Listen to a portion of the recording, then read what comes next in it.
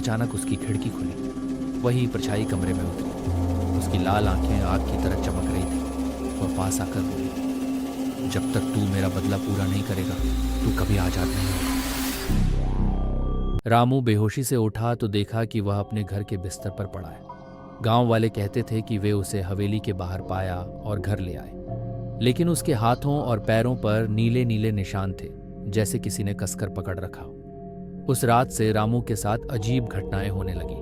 रात को दरवाजे अपने आप खुल बंद होते, आईने में किसी औरत की झलक दिखती।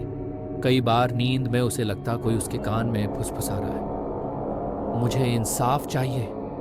रामू का शरीर दिन ब दिन कमजोर होने लगा। गांव के पंडित ने बताया कि चुड़ैल की आत्मा उससे जुड़ चुकी है और अब वह उसे छोड़ने वाली नहीं।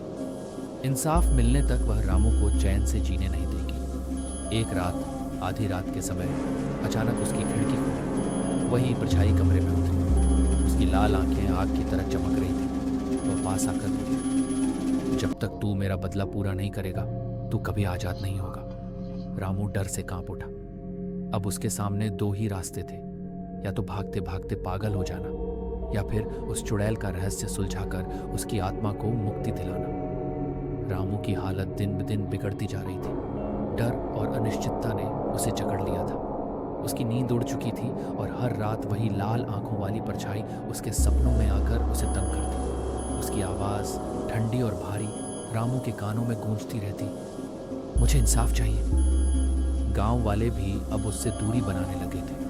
कुछ का कहना था कि रामू पर कोई श्राप है, तो कुछ उसे पागल समझने लगे। रामू जानता था कि वह ऐसे नहीं जी सकता। उसने फैसला किया कि इस रहस्य को सुलझाना ही होगा, चाहे इसके लिए उसे कितना भी डर क्यों न सहना पड़े। अगली सुबह वह गांव के सबसे बुजुर्ग व्यक्ति दादाजी के पास गया। दादाजी गांव के इतिहास के बारे में सब कुछ जानते थे। रामू ने उन्हें सारी बात बताई, हवेली के बाहर बेहोश पाए जाने से लेकर उस परछाई की डरावनी मांग तक। दादाजी ने गहरी सांस ली और बोले, बेटा, ये कोई साधारण आत्मा नहीं है, ये उस हवेली की कहानी से जुड़ा है जिसे गांव वाले भूल चुके हैं। फिर उन्होंने एक पुरानी कहानी सुनाई। हवेली का रहस्य कई साल पहले उस हवेली में एक अमीर जमींदार रहता था, जिसका नाम था ठाकुर बलवंत सिंह। वह क्रूर और अहंकारी था। उसकी एक नौकरानी थी, चंपा, जो अपनी खूबसूरती और मासूमियत के लिए जानी जाती थी। ठाकुर की नज़र चंपा पर पड़ गई थी और उसने उसका शोषण किया।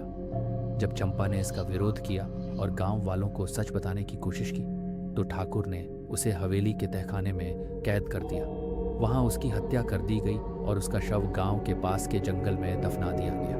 गांव वालों को डर था, इसलिए किसी ने ठाकुर के खिलाफ आवाज़ नहीं उठाई। ठाकुर ने सबको ये कहकर चुप करा दिया कि चंपा चोर थी और भाग गई, लेकिन उसकी आत्मा कभी चैन से नहीं रही। दादाजी ने बताया, वो हवेली आज भी चंपा की आत्मा का ठिकाना है। शायद तूने कुछ ऐसा किया जिससे उसकी आत्मा तुझसे जुड़ गई। रामू को याद आया कि जिस रात वह बेहोश हुआ था, वह अपने दोस्तों के साथ शराब पीकर हवेली में घुसा था।